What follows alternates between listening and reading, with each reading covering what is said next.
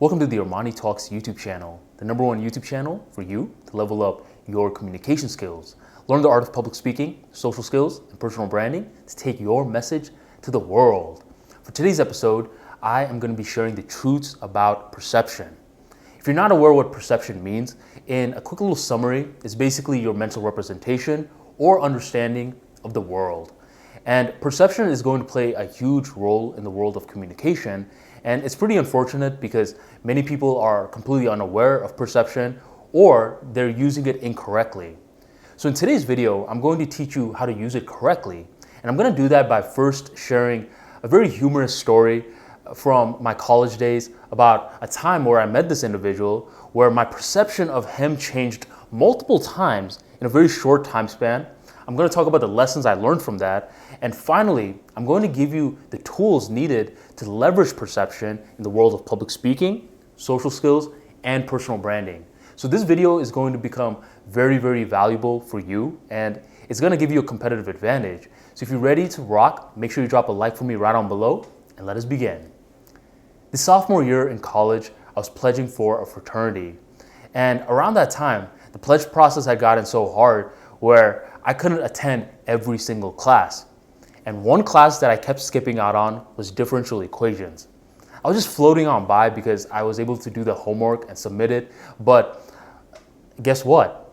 There was a final exam coming up, and the final exam was going to show who was attending class and who wasn't.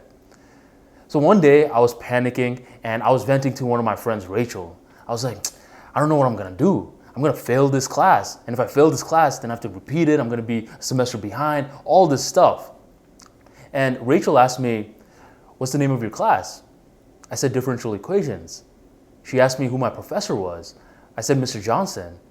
She's like, Mr. Johnson, differential equations. Wait a minute. My cousin was just studying for this subject earlier this morning. I was like, oh yeah? Is your cousin smart? Yeah, he's very smart. Do you think your cousin can help me out? She said, yeah. Since you're my friend and since he's my cousin, I'm going to introduce you to, and I want you to succeed. So tomorrow, 4 p.m., I want you to meet me in the student center and I'll bring him along and introduce you to. Perfect. What's your cousin's name? G-Baby. G-Baby? What's his real name? Well, his real name is George, but he prefers to be called G-Baby. I don't want to call him G-Baby. I'll call him George. No. Armani. He prefers to be called G-Baby. So when you meet him, you got to address him by that name. Now at this point, her cousin is going to be helping me out, so I don't want to be the person that's like, oh, no, I have all these rules. So I was like, all right, fine. I'll call him G-Baby. I'll see you tomorrow at 4 p.m. The next day comes around, and it's 4 p.m. I'm in the student center, and I see Rachel. And Rachel is walking with this tall-ass dude. I mean, the dude is 6'8", big. He looks like the Hulk. I'm thinking, yo, where the hell is G-Baby? He looks like he ate G-Baby. What the hell? Rachel and this big-ass dude come over to my table, and Rachel's like, hey, Armani, I want you to meet my cousin, G-Baby. G-Baby, this is Armani. Oh, this is G-Baby? Okay, cool. What's up, bro? How are you doing? And I kid you not, in a very, very soft voice, he says, I'm doing well. This dude is 6'8", big, and he sounds like a little kid. He sounds very weak. And I was thinking, this guy is truly a character. And at that point, G-Baby and we got to work. And Rachel wasn't kidding. This dude was smart, and he was very, very good at explaining things. So he gave me 2 to 3 hours of his time just helping me out with differential equations. And during those 2 to 3 hours, we started to form a little bond. And eventually I asked him, yo, bro, why do they call you G-Baby? And he said, before my grandma passed away, that's the nickname that she gave me. And once she suddenly passed away, for some reason, I just went by that name just for her memory. At that point, that made all the sense in the world. And overall, G-Baby helped me out a lot that day. So if you didn't pick up the moral of this entire little story, the main moral is that during our brief little interaction, my perception regarding this individual changed 4 times. So In terms of perception, let's just measure it as favorable or unfavorable. When I first heard his name is G-Baby, it was automatically unfavorable. When I saw him and I saw that this dude was this 6'8" dude, for some reason I pictured that he was very competent. I don't know why, but that's what my subconscious mind pictured, and it became favorable once again. When I heard his voice, it became unfavorable. And when he helped me out and explained the origins of his name, it became favorable once again. So I want to ask you a question. Imagine if G-Baby was living his life based off of the perceptions that I had for him. Do you think he would be living a very valuable life, or do you think he'd be living a very miserable life? Very, very miserable, because my opinion regarding him changed multiple times. And that's what a lot of people try to do. A lot of people try to live their lives based off of the perceptions of other people regarding them. And that's why they live very miserable lives, because they're trying to control something that's very, very difficult to control. You can't truly always control people's perceptions at first. What you should be doing, and this is the first truth about perception, is that you need to be focusing on yourself. You need to be focusing on the value that you can provide, whether it's for your speech, whether it's for a social interaction, or whether it's for your personal brand. You gotta focus on yourself first. Fix the perception that you have of yourself. That's the first truth. Now, the second truth is that once you've done one, you can now start factoring in perceptions from the external world. All right? What I'm telling you to basically do is don't focus on other people's opinions at first. What you want to do is first focus on yourself, and then you want to use other people's opinions as data points. If you're going to be one of those guys who says, I don't care about anyone's opinions, then that's a very misguided statement, because you can be closing yourself off from growth. If you keep making the same mistakes over and over for your speech, and other people are telling you that you're making those mistakes, and you're like, oh, I don't care about other people's opinions, then you're never going to improve. So you need to care to a certain extent. You just can't let it define you. So now I want to talk about how perception can play a role in public speaking, social skills, and personal branding. And let's start off with public speaking. So imagine if there is this guy named Matt, and Matt has just discovered the cure for a very, very deadly disease, and he's supposed to give a presentation on it later that day. Well, he gets on stage in front of 500 people. He has the best content ready, but what he's wearing looks whack. I mean, he has a shirt with a big mustard stain right across it. Automatically, you know what's going to happen? The entire audience is going to start off with a very, very unfavorable perception towards him.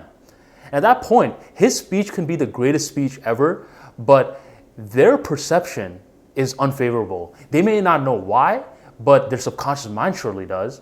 And what's going to happen is, despite his speech being very great, all he's going to be doing is digging himself out of a hole.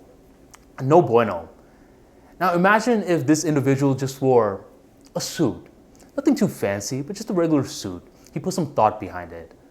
Well, then he's going to start off with a favorable perception regarding the audience. And at that point, even if he makes some mistakes, it's not going to be a fail, okay? But it's just going to be a little bit wavering. Imagine if he doesn't make much mistakes. Now the sky's the limit. So just by changing his clothes, it amplifies his speech to a higher degree, and more people are able to get value out of it. Now let's talk about the social skills world. Imagine Johnny is the most charismatic person out there, amazing listener, is funny, but he looks like this. If he looks like that, guess what? Every interaction that he's entering, other people are automatically starting off with an unfavorable perception towards him.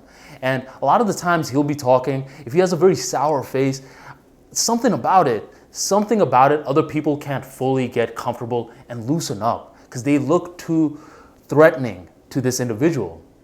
No bueno. But if this individual can just smile just a little bit, he can get away with so much more things.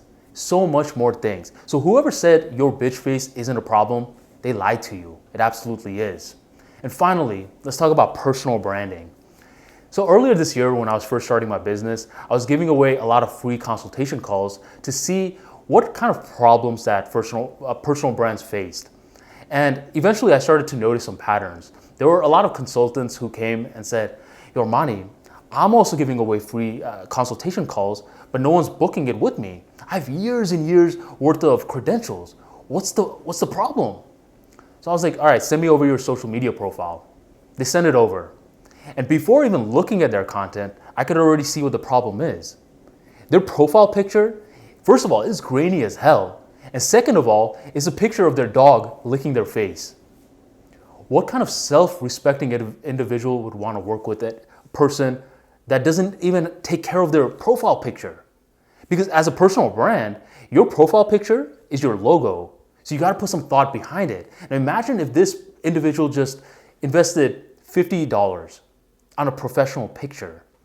Then other people will take them 10 times more seriously, if not 100 times more seriously. And now all that content will not be falling onto blind eyes.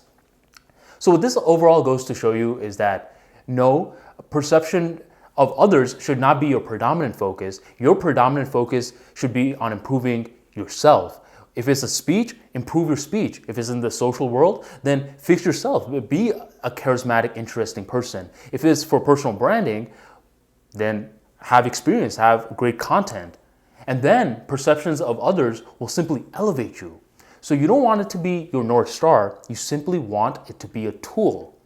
Perceptions are going to matter a ton in the communications world, and you don't want to lie to yourself. Don't be one of these people that are like, "Oh, well, I don't care at all," because you are not going to grow. You want to be one of those individuals who are aware of the internal as well as the external, and that is how you are truly going to level up. So with that being said, as 2020 begins, evaluate which part of your life that you're currently lacking in, and see how you can improve yourself first so you can improve the others. Because if you're trying to improve the others before yourself, you're always going to be an anxiety-riddled mess. But if you fix yourself first, everything else will simply follow. You just need a little bit of strategy behind that. So if today's episode helps you, make sure you drop a like and you share this video on your social media of choice. And I appreciate you for joining the ArmaniTalks YouTube channel.